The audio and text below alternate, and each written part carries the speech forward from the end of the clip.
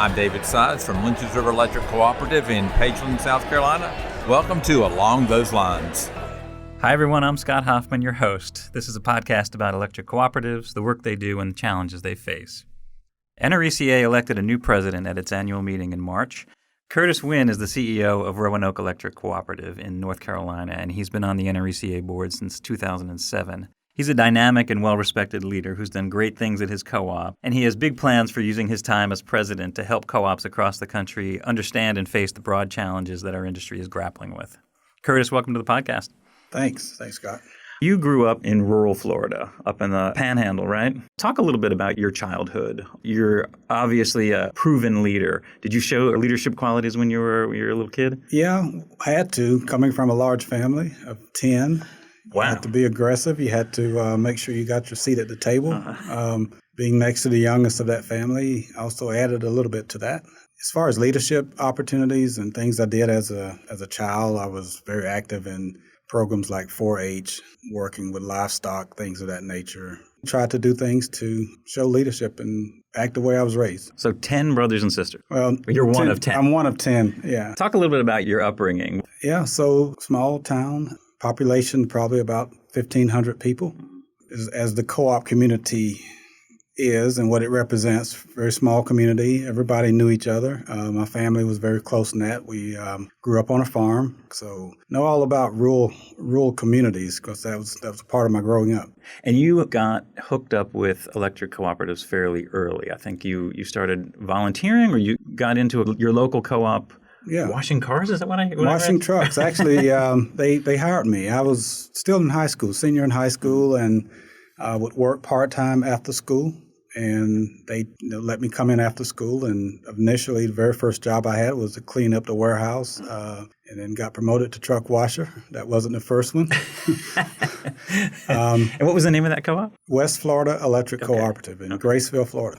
Just to step through the process, worked as warehouse maintenance person and truck washer. And then when I finished high school, I went and spoke to our CEO at the time, a general manager, Charles Tybus. I'll never forget that guy. He encouraged me. I was asking him, would he consider me for a full-time job in the right-of-way department?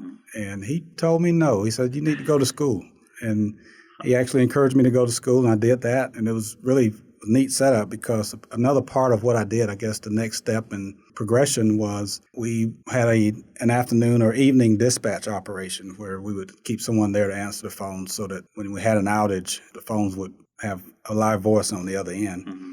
And I had that job. That was another one of my jobs, and it became a full-time job. So it allowed me to work after school from 3 until 11, and it was the best job I ever had. I was moving from truck washer to sitting in an office waiting on the phone to ring. Watching the weather every day was sort of my routine. So it allowed me to also go to school full time, and I attended college for 4 years with that job. Which college did you go to? I went to Chipola College, which is right there in the area, Marianna, Florida. Right. Then went to Troy University, where I finished. So you got moved to the inside after college. Did you come back to the co-op? I was still there. You were still there the whole time? I worked there full time, full 4 years. While I was in college, I was working full time as a nighttime dispatcher. So I had a full load going to college during the day and working at night until 11 o'clock. And had a few other jobs at that time. Oh, yeah? Too. Yeah. So what was the next job in that co-op after you moved? My senior year in college, there was an opening that had just come open for the systems analyst job. My major is business management information systems. So that job was perfect. And the condition was, we'll give you the job. You got one more semester in school. The condition is you got to finish. If you don't finish, you're going to lose the job. Right. So I did. I finished school, kept the job, and then moved from systems analyst to becoming in charge of all of the billing functions and then the member services functions. And then there was responsibility over district offices. And then finally, I was vice president of member services, information systems, and also had economic development added to that. And you were at that co-op for how long? 17 years. Your first column that you wrote for RE Magazine, you talked about how the spirit of community development and helping your communities was fostered in this first co-op job. Talk a little bit about what you saw and what it was that impacted you so much to commit so fully to the program. Well, being in charge of member services and the economic development component of that, One of the first assignments, major assignments as it relates to community and economic development, dealt with a project that was dealing with the water system. The farming community there was at least indications that some of the chemicals that were being sprayed on some of the crops were contaminating the water because the water tables were so high. And I was in charge of at least looking at the development of a water system. And just that work and the impact that I realized it would have on people's lives really put something in me that made economic development a very strong passion of mine, because I understood from that what abilities the co-ops have to really impact the communities. Yeah, talk a little more about that. I mean, how co-ops are uniquely positioned to do this kind of work. Well, you go right back to our cooperative principles and what we were about, why we were created. The reason we were created, of course, was to bring electricity to those communities that didn't have it. But there was a larger motive behind that, and that was really economic development. The enabling of things on the farm once electricity was there really is the essence behind why there was such a need for cooperatives. So I think that's one connection from the early days still exists today. As we move forward into more advanced things, the communities, most of them still have needs that the co-ops can fulfill. You spent 17 years at West Florida, and then you went to Roanoke Electric, which was where you are now. Did they recruit you? Were you ready for a change? How did that transition work? Yeah, I was ready for a change. I knew from a career aspiration standpoint, I wanted to be a CEO of a co-op. Having spent several years in management, I was ready to move to the next level. Made that attempt at West Florida. It didn't work out. So I think it was known that I was looking, and I had a friend of mine to actually tell me about the opening in North Carolina, and that encouraged me to go and interview and ended up getting the job. Yeah. So timing was just right. And you've been there for going on 20... Yeah, I'm in my 22nd year. 22nd year. Yeah. Wow. Don't give me those other 6 years, Scott. So this is an area, and it may have been similar to the area that you served in West Florida. This is an area that has a lot of economic challenges, a lot of challenges in terms of not only poverty, but declining populations, things like that. When you got there, did you recognize that this was going to be your main challenge? Yeah, that was it. That's what attracted me to the job, and I think that's what attracted them to me. They basically presented that as a passion of mine during the interview process, and I think that was the match that the board at that time was looking for. They realized that was something this co-op was in a position to do, and they wanted to move in that direction. Right. And what did you see about Roanoke that made you think that you could actually make the changes that needed to be done in this impoverished area? Well, there were a few indicators. The very first and most basic was when I became familiar with the employees there. Mm-hmm. I saw something there that just really made me know that there's a hunger for something better just in the employees. And as I got to attend annual meetings and to see people that were very familiar to me, and really I felt like I was at home. From the very first annual meeting I went to, I saw folks who were just good people wanting to do better, and that was a good match for me. Were they already on kind of a good path when you got there, or were they looking for someone to take the co-op in a totally different direction? They wanted someone to take the co-op in a good direction. I walked into a very good situation. My predecessor was a very competent, very thoughtful person that did a tremendous job of building the foundation that I needed. We walked into a situation where financially the cooperative was very strong. There was a very nice equity there that was built by my predecessor. And now it was perfectly suited to do some investments in the community and to really move out into some directions that we'd never gone before. Right. So I think it was a perfect matchup. And you got there at a time when the industry has changed so much over the last 22 years. Talk about some of the things that you've done that stick out, where you had to kind of get into some territory that you may not have expected. Right. Well, I won't say they were unexpected, but they were really welcomed. I'll just paint a picture of how things were when I walked in the door. My communications person, you'll love this. When I walked by his office, he was sitting in front of a manual typewriter, hammering out the newsletter. Wow. Yeah, so can you imagine? This is 97. 97. Wow. So that's where we started. Right. There were very few computers. We had just gone to our legacy software system. That was perfect because it was the very same software system I had left at West Florida and had managed, so we were well suited for that. Right. At night, this was another connection. When the telephone rang with outages, they were rolled over to the homes of the servicemen, and the wives were left to answer the telephones when the servicemen were out. So what we started doing was really figuring out a way that we could move the organization forward. There was such a ripe opportunity there. Like one, for example, is establishing an after-hours dispatch operation, something I was very familiar with. So we were able to do that, and not only did we do it, but because of the synergies with our neighboring cooperatives, we moved that from a single co-op-owned dispatch operation to one that is now owned by 5 co-ops. So there was an opportunity to really collaborate with our folks there. So that was sort of some of the early things, but it has led to AMI systems.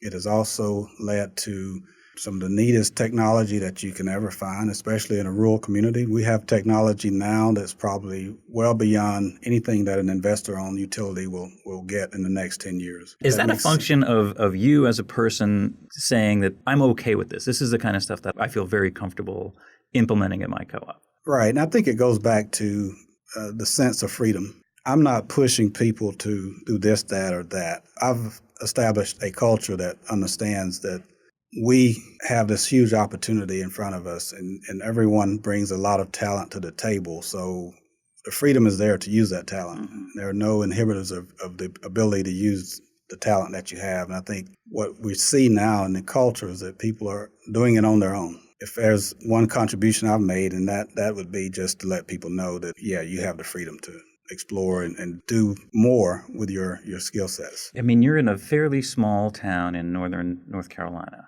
Are you able to recruit the kind of people who can manage these techniques or these technologies locally? Do you have to look pretty far afield to get people, or are you actually able to draw off the local community to staff you up? I'd say both. Training is very important. So when people walk in the door, what we're looking for are folks who match up with our core values, and those are adaptability, member-first mentality, that they're innovative in their thought process. So we look for folks who match up with our core values, and the specific skill set we can train. Right. But once the core values are there, we feel we have people who match up with what we're trying to do, and it's really more about looking at the big picture, making sure everyone understands how their function in the organization aligns with the vision and the mission of the organization. Some of the things that I've been reading online describe you as innovative, thoughtful, driven. Are these qualities that you would use to describe yourself? Are there other qualities in there that might get missed? Well, I'd accept those. I probably wouldn't use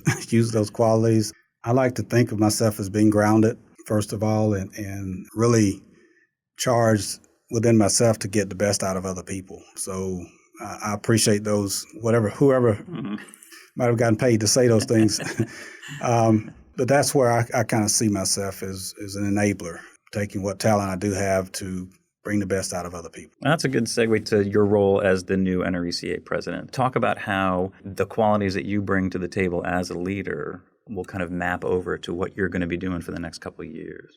Yeah, what I've mapped out as a charge for my presidency is one that acknowledges the fast pace of change. Mm-hmm. When you look around and you see all of the things that are happening in other industries that are so similar to what we're facing right now, and the quickness with which it's happening, I think it's going to take an encourager, if you will, to get the best out of everybody, because it's only in this 2 years, at best, we will be able to set a pathway that others can carry on for years to come. So I'm going to be encouraging my colleagues, board members across the country, employees, as I speak with folks at different conferences, to acknowledge the fast pace of change and to act on it now.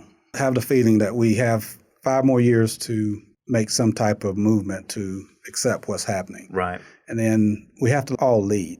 And so when you get specific about that, you start looking at the fast movement of distributed energy resources moving into our industry. And when we're shifting now from a source of electricity being in one central location and flowing in one direction to the end consumer, moving from that to one where the source of the generation of energy is being done in thousands of places, and figuring out how do we manage that and move from where we are to where we're going, not because of any legislation, not because of any regulatory reasons, but it's because the members are telling us to go there. And that is an unstoppable force that we can't hit the brakes on because we're savvy with our legislators. It's consumer demand.